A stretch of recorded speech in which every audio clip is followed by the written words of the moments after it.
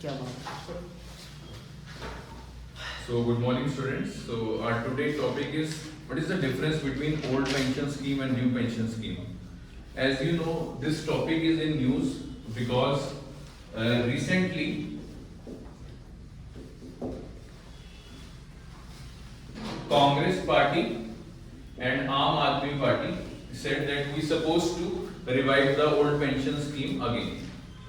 कांग्रेस ने कहा है राजस्थान में, छत्तीसगढ़ में और झारखंड में जो है हम लोग ओल्ड पेंशन स्कीम रिवाइव करेंगे दोबारा से, और आम आदमी पार्टी ने कहा है कि हम लोग जो है पंजाब में we will soon revive the old pension scheme.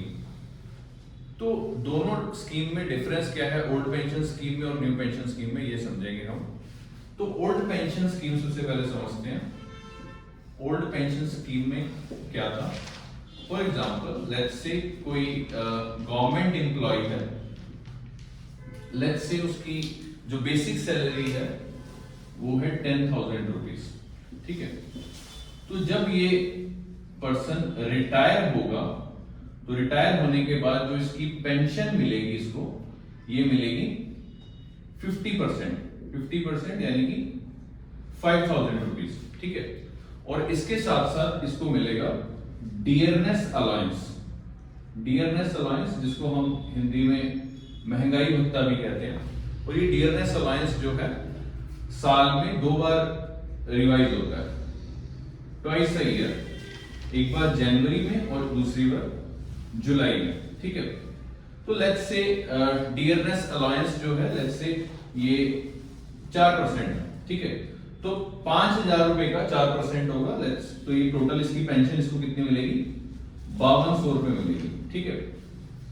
अब इसमें दिक्कत क्या थी कि ये जो 5200 रुपए हैं इस एम्प्लॉय को कहां से दिए जा रहे हैं, ये दिए जा रहे हैं टैक्स पेयर्स मनी, यानी हम लोग जो टैक्स पे कर रहे हैं उसमें से दिए जा रहे हैं, ठीक है। यानी कि इसके लिए कोई स्पेसिफिक कॉर्पस नहीं है। कॉर्पस बोले तो कोई फंड नहीं है इसके लिए, कोई स्पेसिफिक गवर्नमेंट ने कोई फंड नहीं एलोकेट किया हुआ। उसके बाद देखते हैं कि इसमें दिक्कत क्या थी कि फॉर एग्जांपल जब 1990 और 1991 की अगर बात करें तो 1991 में सेंट्रल गवर्नमेंट के पेंशन बिल की बात करें तो वो था 3,272 करोड़, 3272 करोड़ रुपीस, ठीक है। और 1991 में स्टेट गवर्नमेंट के पेंशन बिल की बात करें तो ये था 3,131 करोड़। और यहीं बढ़ के 2020-21 की बात करें अगर हम, तो सेंट्रल गवर्नमेंट का जो पेंशन बिल है वो 1 लाख समथिंग करोड़ है, और जो स्टेट गवर्नमेंट का जो पेंशन बिल है वो है 3,91 करोड़ रुपीस, ठीक है। तो इतना ज्यादा बढ़ गया पेंशन बिल। तो गवर्नमेंट ने कहा कि हमारा जो पेंशन बिल है वो कई गुना ज्यादा है किससे, टैक्स रिवेन्यू से, ठीक है। तो यानी कि इतनी आमदनी नहीं है जितना खर्चा है, ठीक है। तो उससे निजात पाने के लिए गवर्नमेंट ने जो शुरू की न्यू पेंशन स्कीम। आपकी जानकारी के लिए बता दें कि जो न्यू पेंशन स्कीम है ये अटल बिहारी वाजपेयी जी की गवर्नमेंट आई थी। उन्होंने 31 दिसंबर 2003 में जो है ओल्ड पेंशन स्कीम को खत्म कर दिया था, ठीक है। और जो न्यू पेंशन स्कीम है ये लागू हुई उन पे कि those who joined government services after 1st of Jan 2004 उनके ऊपर जो है न्यू पेंशन स्कीम लागू होगी, ठीक है। और ये स्कीम लागू कब से हुई, चालू कब से हुई, with effect from 1st of April 2004, ठीक है। यहाँ पे आपके सामने 3 फैक्ट्स हैं। पहला फैक्ट ये है कि स्कीम ओल्ड पेंशन स्कीम खत्म कब हुई, ये हुई 31 दिसंबर 2003 को। और किनके लिए, यानी 1 जनवरी 2004 के बाद जो ज्वाइन करेंगे गवर्नमेंट सर्विसेज उनके ऊपर लागू होगी। और स्कीम इंप्लीमेंट कब हुई, 1 अप्रैल 2004 से, ठीक है। अब ओल्ड पेंशन स्कीम और न्यू पेंशन स्कीम में फर्क क्या है ये ध्यान से समझेंगे। आप इसका स्क्रीनशॉट ले सकते हैं जो बोर्ड पे लिखा हुआ है, तो इसको मैं रब कर देता हूं। क्या फर्क है न्यू पेंशन स्कीम में और ओल्ड पेंशन स्कीम में, ध्यान से समझेंगे।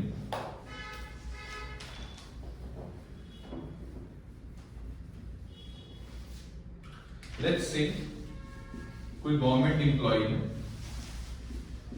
उसको क्या करना है, उसको अपनी सैलरी का, अपनी बेसिक सैलरी का 10% ऑफ बेसिक सैलरी ही suppose to contribute in fund. एक फंड बनाया जाएगा जिसमें इसको अपनी सैलरी का 10% कंट्रीब्यूट करना है। सिमिलरली जो गवर्नमेंट होगी, गवर्नमेंट भी इस फंड के अंदर कितना कंट्रीब्यूट करेगी, 10% कंट्रीब्यूट करेगी। अब ये कंट्रीब्यूशन जो गवर्नमेंट के द्वारा 10% का कंट्रीब्यूशन है, ये बढ़कर 10% से हो गया 14% 2019 में। 2019 में जो है ये 10% से 14% बढ़ चुका है, ठीक है। अब होगा क्या, इस फंड में जो पैसा होगा, जो गवर्नमेंट एम्प्लॉय द्वारा कंट्रीब्यूट हुआ है और जो गवर्नमेंट द्वारा कंट्रीब्यूट हुआ है, इस फंड के जो पैसे हैं वो कहां पे इन्वेस्ट किए जाएंगे, this suppose to invest in market linked instruments. Market linked instruments का मतलब ये है कि या तो वो उनसे शेयर्स खरीदे जाएंगे, या फिर गवर्नमेंट सिक्योरिटीज में इन्वेस्ट किए जाएंगे, या फिर उनके म्यूचुअल फंड्स में इन्वेस्ट किए जाएंगे, ठीक है, ठीक है। तो यानी कि इसको, इस पर्सन को जो सैलरी, जो पेंशन मिलेगी आफ्टर रिटायरमेंट, जो इसको पेंशन मिलेगी वो क्या, कैसे मिलेगी, एक तो जो उसकी सैलरी की डिडक्शन हो रही है, यानी 10% हर महीने जो वो कटवा रहा है, एक तो वो मिलेगी, प्लस इसको गवर्नमेंट का कंट्रीब्यूशन मिलेगा, और साथ ही साथ इसको जो मार्केट में इसका पैसा लगा हुआ है उसका क्या मिलेगा, प्रॉफिट मिलेगा, ठीक है।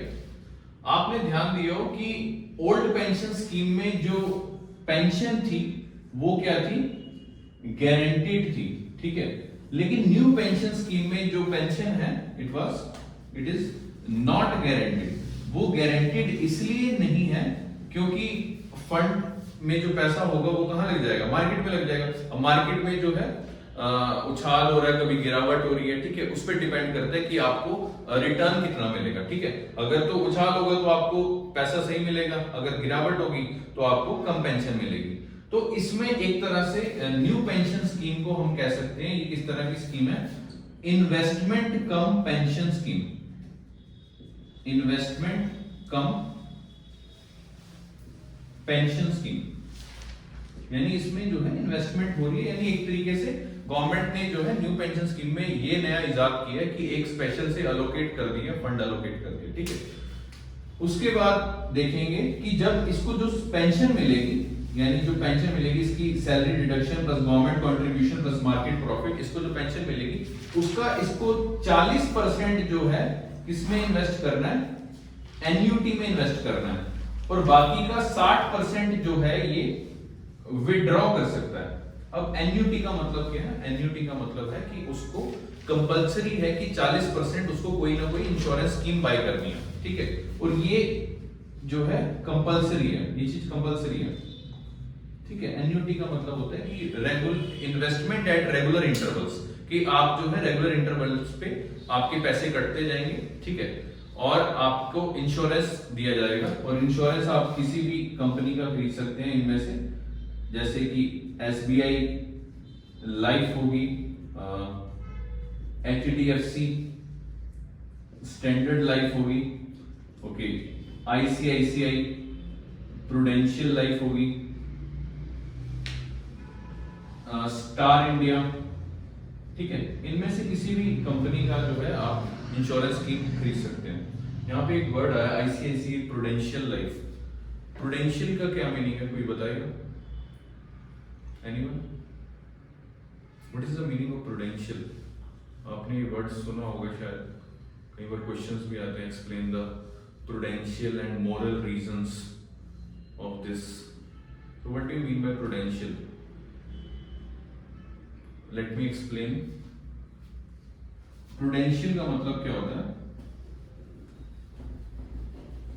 फॉर एग्जाम्पल आपसे ही रिलेटेड एक एग्जांपल लेते हैं। प्रूडेंशियल का मतलब क्या है, लेट्स से एक बॉयफ्रेंड है और एक उसकी गर्लफ्रेंड है, ठीक है। अब जो गर्लफ्रेंड है उसने अपने बॉयफ्रेंड से क्या कर लिया है, ब्रेकअप कर लिया, जो कि बहुत ही प्रचलित बात है। तो ब्रेकअप करने का जो मैम ने रीजन दिया, जो कारण बताया, उसने ये बताया कि जो लड़का है, जो मेल है, वो इकोनॉमिकली क्या है, वीक है, कि लड़का जो है आर्थिक रूप से कमजोर है।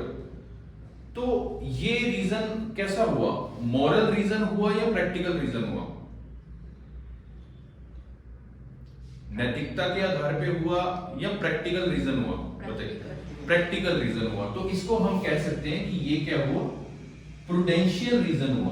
प्रूडेंशियल इसका मतलब है कि जो कि किस पे बेस्ड हो, प्रैक्टिकल विजडम के ऊपर बेस्ड हो। क्योंकि प्रैक्टिकल विजडम किस लिए होता है, for the better outcome.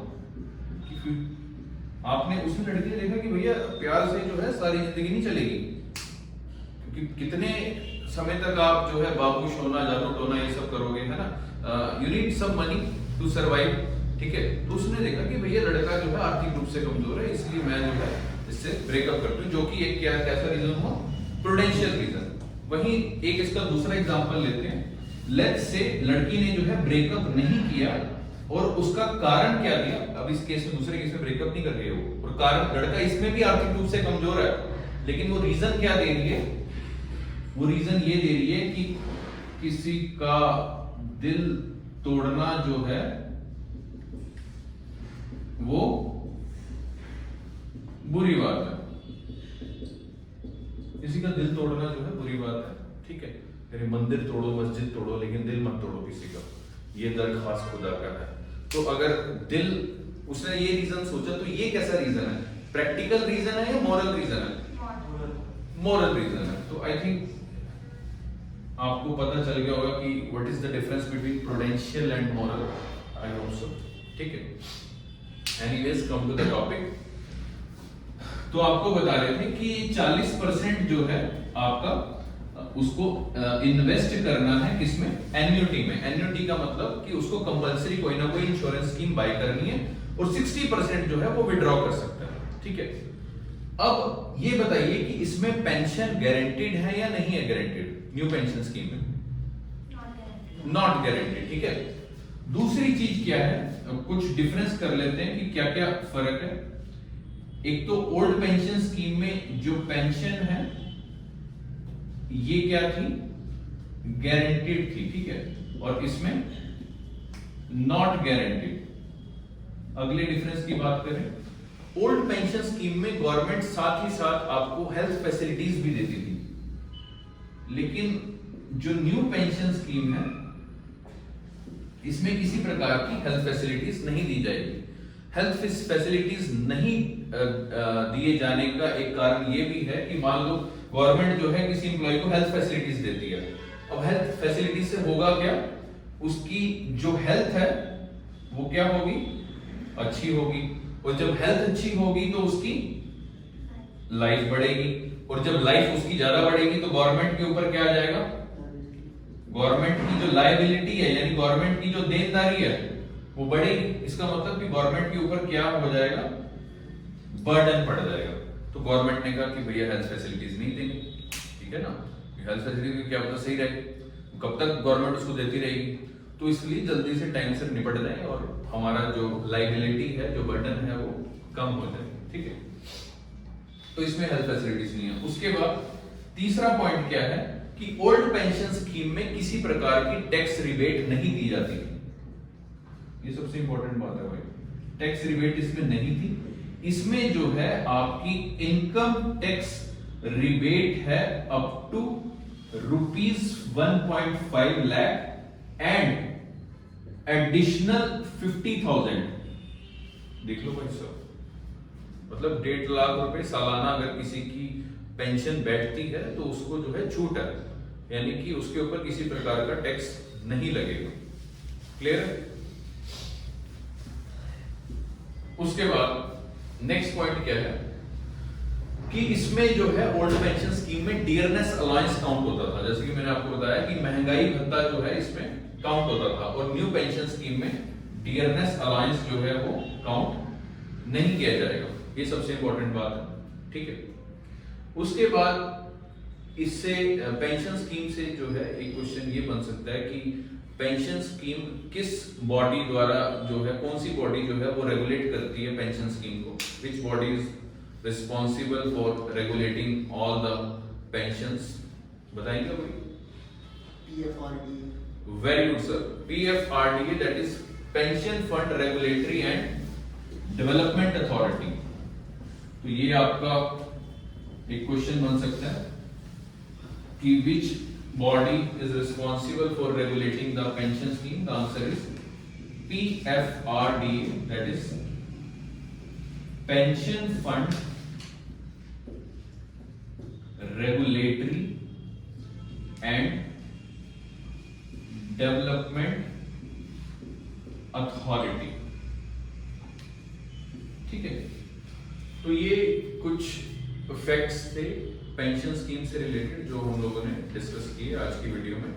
Next video में हम लोग फिर हाजिर होंगे आपके सामने नए टॉपिक को लेकर। Thank you so much.